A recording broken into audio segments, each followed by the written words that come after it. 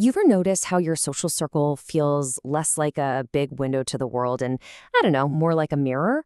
Well, today we're going to break down this super powerful force that shapes pretty much everything, our lives, our politics, our minds, and a lot of the time we don't even see it happening. Let's get into it. Okay, picture this. You walk into a huge party. It's packed. 1,000 people, all totally different. You've got people in fancy suits, people in old band t-shirts, the whole spectrum. So who do you talk to? You're not just going to pick someone at random, right? Of course not. You scan the room. You look for signals. You kind of drift towards what feels familiar. And that simple, totally natural instinct, that's where this whole story really begins. Well, that instinct actually has a name, homophily. Think of it like a kind of social gravity. It's the force that pulls similar people into the same orbit. It's the old saying, birds of a feather flock together, but, with a ton of data to back it up. It's completely natural, totally human, but as we're about to see, it has some seriously sharp edges. So what's the deal with this magnetic pull? Why are we so drawn, almost automatically, to people who are basically just like us? Let's go back to that party. Your brain is working like this high-speed sorting machine. And at first, it's not looking for some deep philosophical connection. Nope. It's looking for shortcuts, these little visual signals. A familiar sports logo, a certain style of dress, even just the way someone laughs. These are all tiny flags that are basically saying, hey, over here, this is safe territory. And this quote just nails the end result, doesn't it? When we spend all our time following those little signals of sameness, our world actually starts to shrink. We end up in this hall of mirrors where pretty much the only thing we ever see is just a slightly different reflection of ourselves. Okay, so we get what it is, but why does it feel so good to be in that hall of mirrors? Well, it turns out our brains are basically hardwired for it. To really get this, you have to start with this number right here, 20%. Your brain is an absolute energy hog. It uses a fifth of all your body's calories. And because of that, it is always looking for shortcuts, for any way it can to save energy. And this is one of its favorite shortcuts. Think about it. When you're with your crew, with people who just get your jokes and share your history, your brain is just cruising. It's on easy mode. You can use shorthand, you don't have to explain everything. But when you're with strangers, especially people who are really different from you, your brain has to work overtime. You're on guard, you're translating, you're just burning through calories. Hanging with your friends is basically social comfort food for your brain. And this drive for comfort, it goes way beyond just who we hang out with. We do it with where we live in something called the big sort. We literally move to towns and neighborhoods where people share our values. And we do it for a chemical reward too, the validation loop. That little dopamine rush, that little hit of pleasure you get when a friend goes, oh my God, exactly. That's a really powerful and kind of addictive force that keeps you right there in your comfort zone. But this is the point where things start to take a turn. That cozy, comfortable, energy-saving habit, it can curdle into something way more dangerous. This is how we get bubbles, echo chambers, and eventually real hostility. When you're only ever preaching to the choir, a really strange thing starts to happen. The group doesn't just stay in agreement, it actually gets more extreme. There's a name for it: group polarization. In a room where everybody already agrees, there's no real reward for being moderate or seeing the nuance.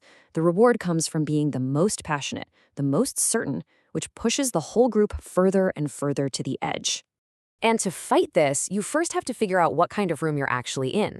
See, an epistemic bubble, that's kind of an accident. You just don't hear other views because of where you live or who you work with. And the cure is simple. Some new information comes along and pop, the bubble's gone. But an echo chamber, that is way different. It's more like a cult. It doesn't just leave out other views, it actively teaches you that people on the outside are liars and that their information is an attack. That makes the chamber almost impossible to escape from the inside. And here we are, the final, and frankly, terrifying stop on this train. When you're sealed up inside that echo chamber, the other side stops being human. They're not people anymore, with families and jobs and complicated thoughts. They become this simple, evil caricature. This is how societies fracture. It all starts with just wanting to feel comfortable, and it can end with seeing your own neighbors as the enemy. Okay, I know, that got a little dark, but here's the good news. We are not doomed to live in these prisons we build for ourselves. There is an escape plan. So let's look at 3 really practical steps you can take to break out. Now, these three techniques aren't about abandoning your friends or ditching your beliefs. Not at all. They're about reintroducing some healthy, productive friction back into your life. So let's walk through them. Steel manning, curating friction, and what I kind of like to call the small talk rebellion.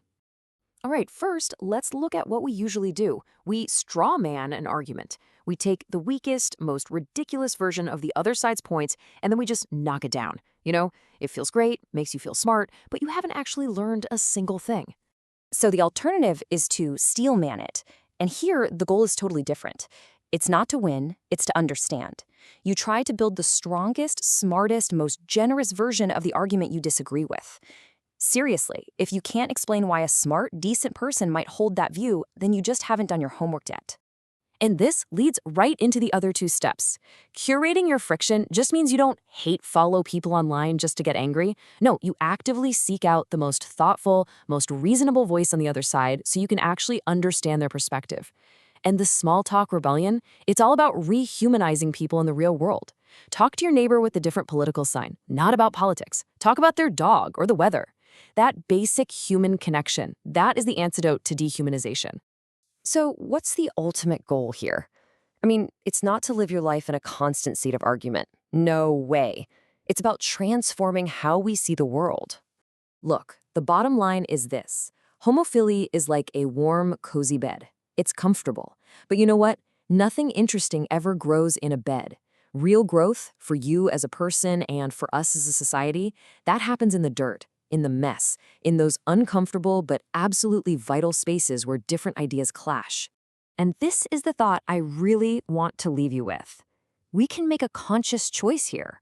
We can choose to keep living in that hall of mirrors, or we can build something way more beautiful and way more true, a mosaic, made up of all these different colors and shapes and textures that together create a much more complete picture. So here's my challenge to you. What's one small step you can take? What is one conversation you can have this week with someone who's outside your bubble? It might feel a little awkward, it might be a little uncomfortable, but I'm telling you, it's the single most powerful thing you can do to start breaking the homophilia trap.